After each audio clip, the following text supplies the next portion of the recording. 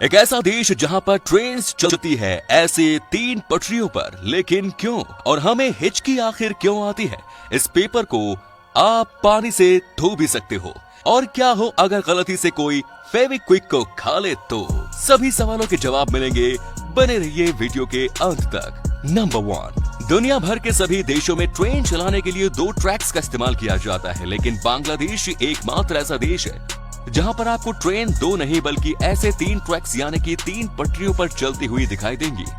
लेकिन इसके पीछे का आखिर कारण क्या है? तो आपको बता दूं कि पुराने समय में लगभग हर एक देश में ऐसे 3 ट्रैक्स की पटरियों का ही निर्माण किया जाता था, जिसके पीछे का कारण था मीटर गेज ट्रेन, जिसे छोटी लाइन की ट्रेन के नाम से भी जाना जाता था।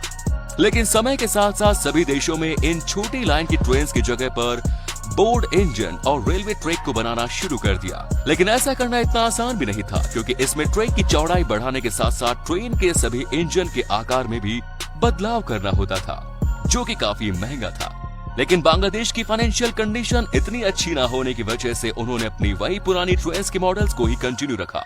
यही कारण है कि बांग्लादेश में ट्रेन ऐसे 3 पटरियों पर चलती है। नंबर 2, दोस्तों, हम सभी घरों में टूटी हुई चीजों को जोड़ने के लिए फेविक्विक का इस्तेमाल करते आ रहे हैं, लेकिन तब क्या हो अगर कोई गलती से इसे खा ही ले तो? ऐसे में कहीं उस इंसान की जान तो नहीं चली जाएगी? तो आपको बता दूं कि फेविक्विक जैसे ही किसी मॉइस्चर या फिर नमी के कांटेक्ट में आता है तो उसके चिपकने की क्षमता पूरी तरह से नष्ट हो जाती है। और वहीं दूसरी तरफ जैसे ही फेविक्विक की बूंद हमारी जीभ पर गिरती है तो हमारी बॉडी उसके प्रति रिएक्शन करते हुए बहुत सारे सलाइवा को प्रोड्यूस करने लगती है, जिससे कि साथ के साथ फेविक्विक एक तरल पदार्थ की तरह हमारी जीभ पर ना चिपककर मुंह से बाहर की ओर बहने लगती है। ये हमारे शरीर का एक इनबिल्ट सिस्टम होता है जो अनवांटेड चीजों को शरीर के अंदर दाखिल होने से रोकता है। साथ ही फेविक्विक को बनाने में साइनोक्राइलेट एडहेसिव का इस्तेमाल किया जाता है, जिसका इस्तेमाल तो दवाइयों में भी किया जाता है, जिससे कि गलती से भी इनके मुंह में जाने पर भी वो हमारा कुछ नुकसान नहीं करेगी। हाँ, वो बात अलग है कि आपको इसका स्वाद कुछ खास अच्छा नहीं लगेगा। नंबर 3, स्विट्जरलैंड दुनिया के पहले ऐसी कंट्री बन चुकी है जहां पर प्लेन भी सोलर पावर से चलते हैं।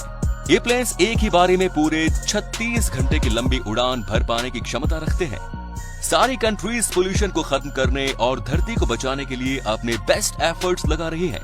वो समय दूर नहीं जब ईंधन के रूप में इस्तेमाल किए जाने वाले पेट्रोल और अन्य पोल्यूशन करने वाले पदार्थों का इस्तेमाल लगभग खत्म ही हो जाएगा।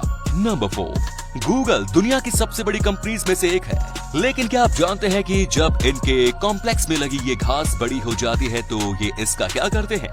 तो इसके लिए ये गोट्स के एक झुंड को रेंट पर हायर करते हैं। गूगल चाहे तो मशीन की मदद से इस घास को बड़ी ही जल्दी और आसानी से कटवा सकती है, लेकिन वो चाहते हैं कि ये घास वेस्ट में जाकर किसी का पेट भरे, जो कि काफी काबिले तारीफ है। नंबर 5, खरगोश एक ऐसा जीव है जिसकी आंखें उसकी खोपड़ी के सामने ना होकर साइड्स में मौजूद होती हैं, जिसकी वजह से ये अपने चारों तरफ यानी कि 360 डिग्री में देख पाने की काबिलियत रखता है, जिसके चलते इन्हें अपने शिकारी की किसी भी तरफ से किए गए मूव का बड़ी ही आसानी से पता चल जाता है। और अपनी इसी काबिलियत की वजह से जंगल में शिकारी इतना आसानी से शिकार नहीं कर पाते।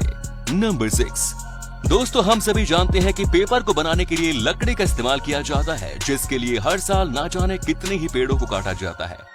लेकिन हाल ही में एक कंपनी ने इन पेपर्स को बनाने के लिए एक नई टेक्नोलॉजी को इजाद किया है, जिसके चलते वो स्टोन यानी कि पत्थरों का इस्तेमाल करके कागजों को बनाने लगे हैं। ये पेपर फ्लेक्सिबल तो होते ही हैं और साथ ही इनकी मजबूती भी एक लकड़ी के कागज के मुकाबले कहीं ज्यादा होती है।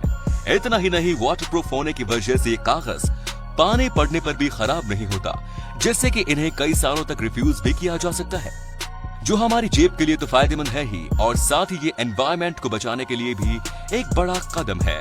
नंबर 7, जब भी किसी को हिचकी आती है तो कहा जाता है कि उसे किसी ने याद किया है, और हम बैठ जाते हैं बारी बारी से सबका नाम लेने। लेकिन क्या आप जानते हैं कि हिचकी के पीछे का वो साइंटिफिक रीजन क्या है?